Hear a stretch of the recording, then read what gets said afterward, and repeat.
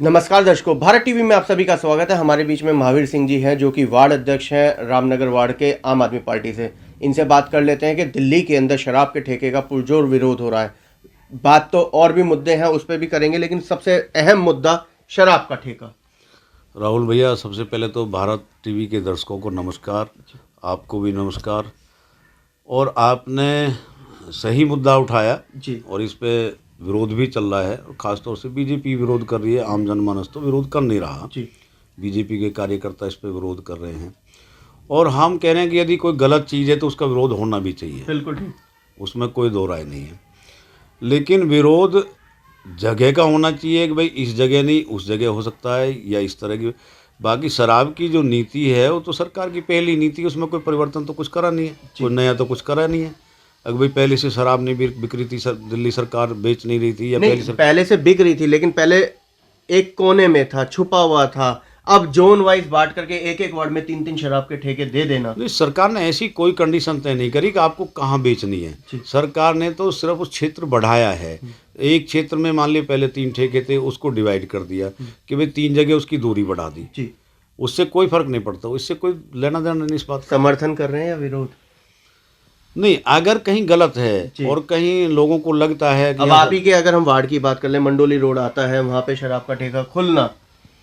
नहीं, ये तो जो खुलवा रहा है उसे देखना चाहिए और जो खोल रहा है उसको देखना चाहिए। जी। दूसरी बात है, अगर किसी बिल्डिंग से मतलब है, किसी जगह विशेष स्थिति से मतलब है, तो भाजपा की एमसीडी सरकार है, उस पर नोटिस भेजे कि भाई आप क्यों बिकवा रहे हो या क्यों ठेका खुलवा रहे हो। ये तो उसका काम है। नहीं, ये बात तो बिल्कुल हकीकत है कि शराब का ठेका जो खुल रहा है, ताली एक हाथ से नहीं बज रही, दोनों की कलम चली है। नहीं, बीजेपी का तो दिल्ली के एलजी साहब की भी चली है और अरविंद केजरीवाल बीजेपी के पास में कोई मुद्दे तो है नहीं किसी तरह के, और ये अनावश्यक रूप से बातों को उठा के बैठे हुए हैं। जितेंद्र महाजन पुरजोर विरोध कर रहे हैं अपनी विधानसभा के अंदर ठेके को। तो यूपी में भी कर दें, योगी जी को भी संदेश दे दें कि ये शराब बड़ी बुरी चीज़ है और इसे ख़त्म किया जाए और यूपी में बंद करवा दी जाए। पर नीतीश सरकार ने बंद कर रखी है, हम भी बंद कर दें। हमारी सरकार का इसमें कोई ऐसा लेना देना नहीं है। सरकार ने तो सिर्फ उसको क्षेत्र डिवाइड किए हैं, ना उसकी बिक्री बढ़ाई है ना उसकी बिक्री घटाई है। सरकार ने तो दारू महंगी की है ताकि लोग उससे बैकफुट पे चले जाएं। अभी तक मंडोली रोड पर शराब का ठेका नहीं था, आ जाएगा तो क्या माना जाए कि महिलाएं परचेज? मान लो सपोज करो लॉनी रोड पे तो था जी, क्या फर्क पड़ना उससे? 50 गज की दूरी में क्या फर्क पड़ना? फिर भी मैं कहता हूँ अगर किसी जगह पे कोई विरोध है, किसी स्थान पे विरोध है या स्थायी निवासियों को ऐसा लगता है, भाजपा चुनावी मुद्दा बना रही है। ये तो भाजपा के पास कुछ मुद्दा भी नहीं है ना, मुद्दा तो उसको चाहिए ना कुछ, और सरकार को काम करना है। सरकार तो अपने काम करती रहेगी, सरकार के अपने काम है। हम भी कहते हैं अगर किसी विशेष स्थान पे किसी को तकलीफ है तो वो उसका विरोध करे, वहां से उसको नहीं खोलना चाहिए। महावीर जी, आपने सरकार के कामों की बात कही, तो सरकार तो इस समय तीर्थ यात्रा जो आप लोग करा रहे हैं उस पर जरा रोशनी डालें। तीर्थ यात्रा तो मुझे ऐसा लगता है, जहाँ तक मुझे याद है, मेरी 52 ईयर्स उम्र है, कि हिंदुस्तान में पहला मुख्यमंत्री है जिसने इस तरह के कदम उठाया है। इससे बेहतर बुजुर्गों के लिए कदम कोई नहीं हो सकता। निःशुल्क है और तकरीबन 12 स्थान हमने चिन्हित किए हैं। पहला जत्था 3 दिसंबर अयोध्या जा रहा है, जो हमारे सबसे बड़े भगवान मानते हैं, हम हिंदू धर्म में उनको सबसे उच्च मानते हैं। तो इस तरह से 12 स्थान चिन्हित किए गए हैं और ये दिल्ली सरकार का क्या, मैं तो कह रहा हूँ इसमें खास तौर से हमारा जो मुखिया है केजरीवाल जी की, उनकी थिंकिंग को जो मैं सलाम करना चाहता हूँ कि इससे बढ़िया सोच कोई नहीं हो सकती। बुजुर्गों का कहना है कि यात्रा तो करा रहे हो, पहले पेंशन दे दो। पेंशन एक बार आपने पहले भी ये मुद्दा उठाया था।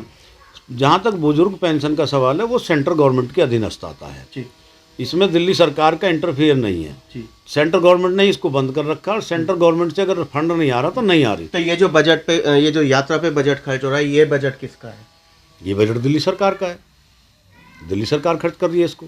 दिल्ली सरकार अपनी बजट पे यात्रा करा रही है और दिल्ली सरकार निःशुल्क यहाँ से जाने से लेकर वापसी आने तक, वहाँ तक घूमने का, ठहरने का, सारी चीज़ें, वो सिर्फ एक बेटा होने का नाता रिश्ता निभा रहा है। और ऐसा भला बेटा, सर्वन बेटा, मैं कह रहा हूँ सभी सरकारों में होना चाहिए। कृषि बिल पर क्या कहना चाहेंगे? आप खुद कृषि परिवार से जुड़े हुए हैं। देखिए, कृषि बिल पे राहुल भैया ये बात है कि इस हिंदुस्तान में 2 हिंदुस्तान बसते हैं। एक हिंदुस्तान में दो हिंदुस्तान। दो हिंदुस्तान बसते हैं। जी और ये सभी लोग जानते हैं, लेकिन इस पे प्रतिक्रिया देना बड़ा तीखा काम है और उसको काउंटर करने के लिए बड़े पापड़ बेलने पड़ते हैं। एक प्लेटफार्म होता है जिस पे आदमी की आवाज़ बुलंद होती है। जी जैसे आज मैं आपकी टीवी के माध्यम से बोल रहा हूँ, आप भी लोगों से बातचीत करके उनको जागरूक करने का काम कर रहे हो, और एक बड़े चैनल जो बड़े जी, कहो जी, उनको, जी। वो भी यही काम कर रहे हैं। लेकिन उन में और आप में क्या फ़र्क है जी? आपकी आवाज़ नहीं सुनी जा रही, जी मेरी आवाज़ भी नहीं सुनी जाएगी। इस हिंदुस्तान में दो हिंदुस्तान बसते हैं। जहाँ तक किसान का सवाल है, किसान पिछले 70 साल में, जब से हम आज़ाद हुए हैं, उससे पहले क्या रहा क्या नहीं रहा उस बातों में नहीं जाना। गेहूं की कीमत जो 70 साल पहले थी, जी उसकी कीमत एक टेलीग्राफ बनाया जाए और उसी की कीमत आज तय करी जाए। जी और एक सरकारी टीचर की तनख्वाह 70 साल पहले क्या थी और आज क्या है। एक सरकारी कर्मचारी की 70 साल पहले तनख्वाह क्या थी और आज क्या है। आज क्या है। अगर इस तरह से तुलना की जाए तो मेरे हिसाब से तो, जहाँ तक मैं अगर कैलकुलेशन करने बैठ भी जाऊँ, तो 8 से 10 हज़ार रुपया प्रति क्विंटल के हिसाब से भी गेहूं बिकेगा, तब भी सस्ता बैठेगा। लेकिन किसान को किसी ने नहीं सुना। ऊपर से ये बिल ला के मोदी सरकार ने, देखिए अभी आज के मोदी सरकार ने वापसी ले तो ली है तीनों कृषि बिल। नहीं तो ये कोई एहसान थोड़ी कर दिया, भाई थप्पड़ मार दो सॉरी कह दो, तो ये तो बड़ी, आपने बहुत एहसान कर दिया हम पे। भाई ये तो कुछ लिया थोड़ी है, हमें दिया क्या है? वो तो उन्होंने किया, उन्होंने वापस ले लिया। इससे हमारे किसान को कोई लेना देना नहीं। हमें तो एमएसपी चाहिए, एमएसपी पे काम करें, एमएसपी पे बात करें, तो वो हम तो उसके लिए अड़े बैठे हैं। दूसरी बात है हमारी, दूसरी बात है दो हिंदुस्तान किस तरह से बसते हैं। यहाँ होता क्या है, थोड़ा सा लंबा हो जाएगा, लेकिन मैं एक बात कहना चाहता हूँ, आपने शायद नहीं देखा होगा, आपकी उम्र कम है। देहात में एक नांदिया आता था, एक बैल आता था, उसको नांदिया बैल कहते थे। तो उस आदमी की, उसने क्या है कि बैल को जो मुट्ठी में अनाज सूंघाता था, और उस बैल को आदत पड़ जाती थी, और पशु पक्षी को सूंघने की क्षमता ज़्यादा होती है।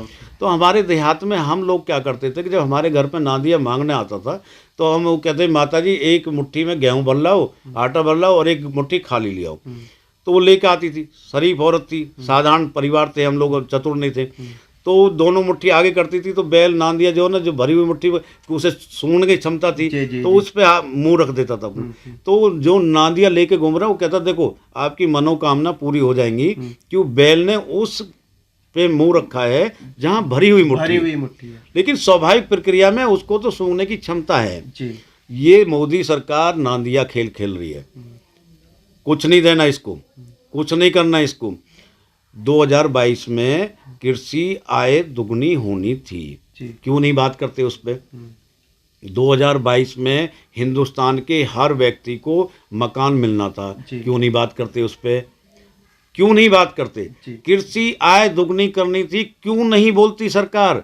उत्तर प्रदेश में चुनाव लड़ रही है, 5 राज्यों में चुनाव लड़ रही है, क्यों नहीं डंका बजाती है कि भाई हमने आय दुगनी कर दी? और आपके नज़रिए से अब यूपी के किसान क्या माना जाए, योगी सरकार के साथ जाने वाले हैं या बहिष्कार करने वाले हैं?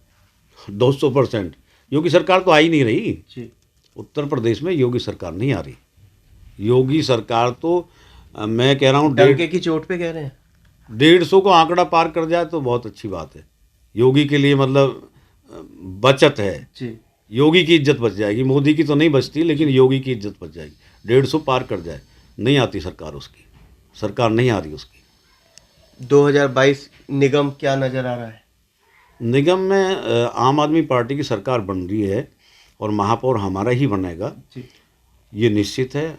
आम जनता के मन में ये बात आ चुकी है, धारण कर चुकी है। और एमसीडी तो बेचने पे लगे हुए हैं। ये आज भी एनबीटी में आए हुए हैं कि एमसीडी के और एक और बिल्डिंग बेच रही है। और शायद ये जब तक ये चाह रहे हैं कि 4-5 महीने में जो भी इनके पास समय बचा है, जो बेच सकते हैं वो बेच लें। इससे ज़्यादा इनके पास में और कुछ है भी नहीं। एमसीडी तो हम जीत रहे हैं। तो ये थे हमारे बीच में वार्ड अध्यक्ष महावीर जी, जिनका सीधा सीधा ये कहना है कि शराब का तो विरोध ये कर ही रहे हैं, साथ में किसानों के अगर हित की बात करें, और यूपी का इसी पुरजोर तरीके से कह ही दिया है कि योगी सरकार 150 का आंकड़ा पार कर ले तो बहुत बड़ी बात होगी। दिल्ली के अंदर पुनः वापसी कर रही है आम आदमी पार्टी 2022 के अंदर समय ही बताएगा कि ऊंट किस करवट बैठता है, क्या योगी जी आते हैं या योगी जी जाते हैं। निगम में आम आदमी आएगी या झाड़ू ही लग करके जाएगी। कैमरामैन पवन शर्मा के साथ राहुल शर्मा, भारत टीवी के लिए।